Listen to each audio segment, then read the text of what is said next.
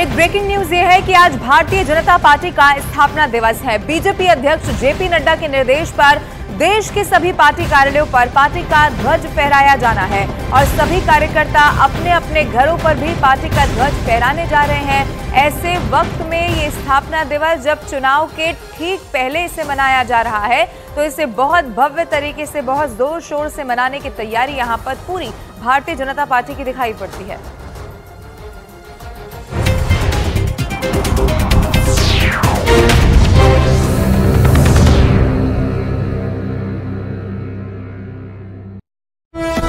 Board of Madrasa education act 2004 को असंवैधानिक करार देने वाले इलाहाबाद हाई कोर्ट के फैसले पर रोक लगा दी। इस मुद्दे पर कोर्ट ने यूपी सरकार से जवाब भी मांगा। कोर्ट ने साफ किया कि हाई कोर्ट के फैसले से मदरसों में पढ़ने वाले 17 लाख छात्रों पर असर पड़ेगा। पश्चिम बंगाल के राज्यपाल सीवी आनंद बोस ने चुनाव प्रचार के दौरान भ्रष्टाचार, हिंसा और विश्वविद्यालय परिसरों के दुरुपयोग के मामले की जांच के आदेश दे दिए। आदेश के मुताबिक इन मामलों की जांच के लिए सुप्रीम कोर्ट के रिटायर्ड जज की अध्यक्षता में एक कमेटी का गठन किया जाएगा।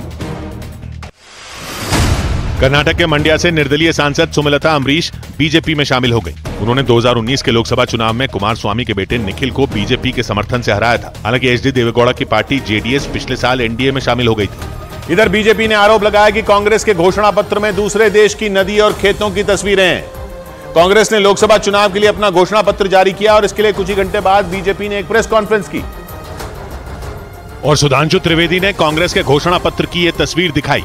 उन्होंने दावा किया कि कचरे से भरी गंदी नदी की ये तस्वीर भारत की नहीं बल्कि अमेरिका के न्यूयॉर्क की बफलो नदी की है।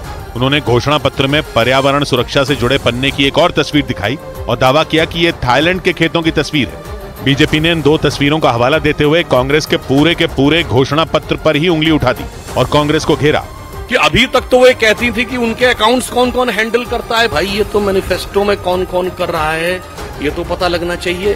कांग्रेस ने अपने घोषणा पत्र का नाम न्याय पत्र रखा और प्रधानमंत्री की गारंटी के जवाब में 5 न्याय का दांव खेला।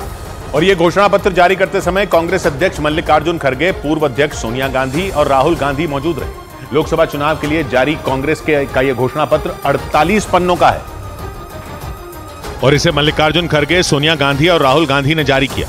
48 पन्नों के घोषणा पत्र के कवर पेज पर न्याय पत्र लिखा गया और उस पर खड़गे और राहुल गांधी की तस्वीर नजर आई। इसके बाद खड़गे घोषणा पत्र के बारे में भाषण देने आए, लेकिन घोषणा पत्र की बातों का जिक्र करते हुए जब तालियों की आवाज कम हुई तो उन्होंने वहां बैठे नेताओं को टोक दिया। इसके बाद ये नेता हंस पड़े और जोर से तालियां बजाई। कोई तालियां नहीं बजा रहे, क्या बात है। कांग्रेस के घोषणा पत्र में 5 न्याय और 25 गारंटी का ऐलान किया गया। पार्टी की ओर से वादा किया गया कि सत्ता में आने पर मजदूरों की मजदूरी 400 रुपए प्रतिदिन कर दी जाएगी। इसके अलावा गरीब परिवारों की महिलाओं को साल में 1 लाख रुपए देने और एमएसपी पर कानून बनाने और जाति जनगणना का भी वादा किया गया। उधर पश्चिम बंगाल के बैरकपुर से बीजेपी सांसद अर्जुन सिंह ने ममता बनर्जी की सरकार पर उनकी जासूसी करवाने का आरोप लगाया। उन्होंने दावा किया कि टीएमसी ने उनकी हर हरकत पर नजर रखने के इरादे से उनके घर के आसपास सीसीटीवी कैमरे लगवा दिए। और वो भी कोई 2-4 नहीं, बल्कि अर्जुन सिंह के मुताबिक ममता बनर्जी के कहने पर उनके घर के आसपास करीब 80 से ज्यादा सीसीटीवी कैमरे लगाए गए। बैरकपुर में उनके घर के पास के खंभों पर सीसीटीवी कैमरे लगे नजर आए। उनके घर की तरफ जाने वाली सब गलियां और चौराहे कैमरों की जद में दिखाई दिए। जहां भी निगाह गई कोई न कोई सीसीटीवी कैमरा लगा दिखाई दिया।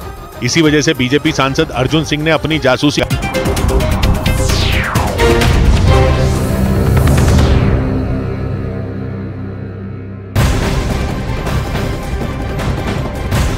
और एक बड़ी खबर महाराष्ट्र की सियासत से जुड़ी हुई मिल रही है। भिवंडी के बाद अब महाराष्ट्र की सांगली लोकसभा सीट को लेकर महाविकास आघाड़ी में विवाद और ज्यादा गहरा गया है। एक तरफ जहां शिवसेना के नेता संजय राउत ने सांगली में अपने उम्मीदवार चंद्रहार पाटिल के समर्थन में प्रचार अभियान शुरू कर दिया है।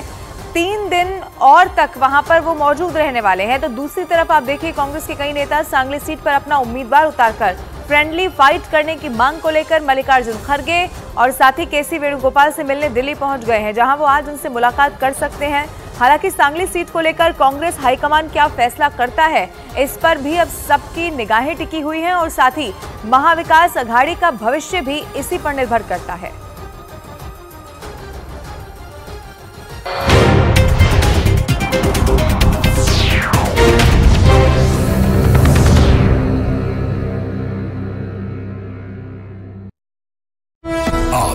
एक नया प्रयोग है हमारे साथ जो भी लोग आएंगे उनको नजर रखना।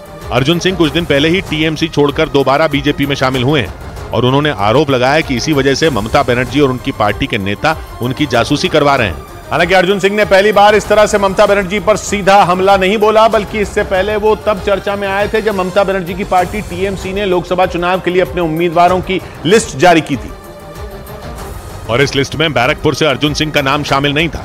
माना जाता है कि अर्जुन सिंह 2022 में टीएमसी के पाले में इसी उम्मीद से आए थे कि उन्हें 2024 के चुनाव में मौका मिल जाएगा। हालांकि वो तब भी कानूनी तौर पर बीजेपी के ही सांसद थे, क्योंकि 2019 में उन्होंने बैरकपुर से बीजेपी की टिकट पर जीत दर्ज की थी, लेकिन 2022 से उन्होंने टीएमसी का समर्थन करना शुरू कर दिया था।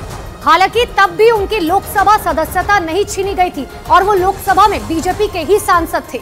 लेकिन 2024 के लोकसभा चुनाव से पहले उन्होंने बीजेपी में वापसी कर ली। कुछ दिन पहले ही उन्हें दोबारा बीजेपी में शामिल किया गया और बैरकपुर से उन्हें उम्मीदवार बनाने की घोषणा भी कर दी गई। उनका आरोप है कि टीएमसी छोड़कर दोबारा बीजेपी में शामिल होने की वजह से ही ममता बनर्जी ने उन्हें परेशान करने के इरादे से उनकी जासूसी करवाई। इधर बिहार के गया में निर्दलीय प्रत्याशी अशोक कुमार पासवान ने चुनाव लड़ने के लिए लोगों से चंदा जुटाया। बिहार की गया सीट से बिहार के पूर्व मुख्यमंत्री जीतन राम मांझी भी मैदान में हैं। वो एनडीए के उम्मीदवार हैं और चुनाव लड़ने के लिए लोगों से पैसा मांगने वाले अशोक कुमार पासवान भी गया से ही उम्मीदवार हैं। अशोक कुमार पासवान ने चुनाव प्रचार के लिए लोगों से चंदा मांगा और उनके आगे झोली फैला दी, दुकानों पर घूमे और पैसे इकट्ठा किए। निर्दलीय प्रत्याशी अशोक कुमार पासवान के मुताबिक उनके पास चुनाव लड़ने के पैसे नहीं है, इसीलिए उन्होंने लोगों से पैसे मांगे।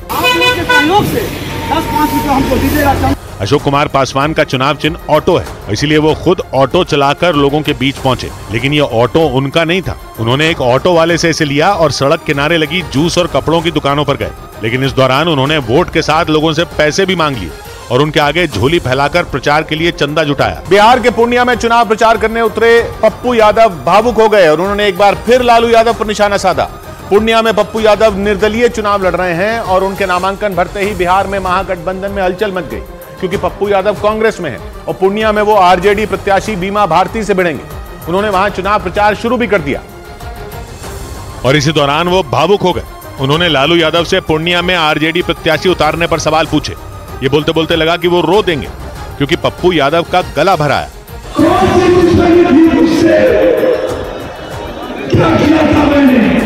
पप्पू यादव ने पूर्णिया की रैली से आरजेडी की मंशा पर सवाल उठाए और केवल अपनी टिकट का नहीं बल्कि कन्हैया कुमार और निखिल बाबू की टिकट का मुद्दा भी उठाया।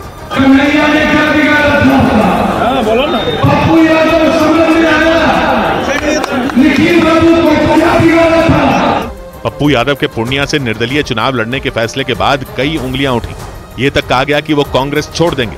पप्पू यादव ने इसका भी जवाब दिया, यानी पप्पू